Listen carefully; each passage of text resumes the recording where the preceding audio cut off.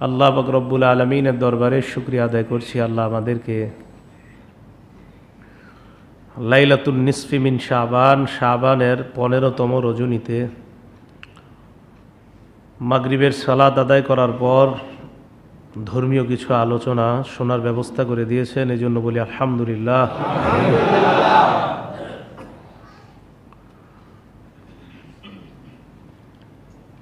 এই রাতের প্রামাণ্যতা বা এই রাতের কোনো ফজিলত আছে কিনা এই বিষয়গুলো আর আলোচনা করার প্রয়োজন নাই। এই রাত প্রমাণিত, বাস এটাই সত্য কথা, এটা প্রমাণিত। এ রাতে বাড়াবাড়ি করা যাবে না,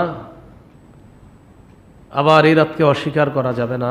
বাড়াবাড়ি, হালুয়া রুটি বানানো, আরও কত কিছু করা হয়, মোমবাতি জ্বালিয়ে রুটির সামনে বসা, সূরা ফাতিহা পড়ে ফু দেওয়া, কত নিয়ম, উদ্ভট নিয়ম, এগুলা করা যাবে না। কারো যদি মন চায় নফল সালাত আদায় করতে, অন্যদিন যেমন করতেন আজও করবেন, আলাদা কোনো নিয়ম নীতি নেই। কারো যদি মন চায় করবে, কারো যদি মন না চায় করবে না। অন্য রাতে যেমন নফল সালাত আদায় করতেন, আজকে মন চাইলে করবেন, করতেই হবে এমন জরুরি বিষয় না। কয়েকটা বিষয় জানলাম আমরা। এ রাত প্রমাণিত, এ রাতে বাড়াবাড়ি করা যাবে না, এ রাত অস্বীকার করা যাবে না। ইবনে মাজার 1390 নম্বর হাদিস, রসুল আকরাম সাল্লাল্লাহু আলাইহি সাল্লাম ইরশাদ করেন, এই রাতে বান্দাদের দিকে আল্লাহ বিশেষ দৃষ্টি দেন, আলাদা রহমতের দৃষ্টি দেন। ফায়াগফিরু লিজামিই খালকিহি, আল্লাহ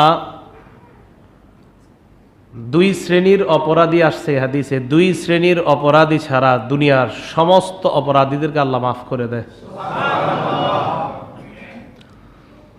ফায়াগফিরু লিজামিই খালকিহি, সকলকে আল্লাহ মাফ করেন। ইল্লা লিমুশরিকিন, এক নাম্বার মুশরিক, তাকে আল্লাহ মাফ করে না।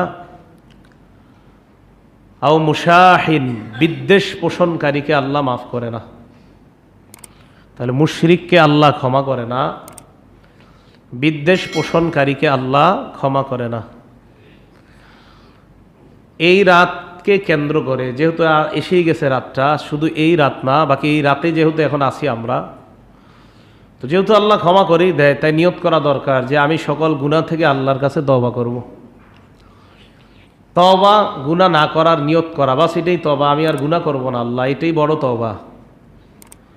আমি আর গুনাহ করব না, আল্লাহর কাছে ইস্তেগফার পড়া, ক্ষমা চাওয়া, এটাই তওবা।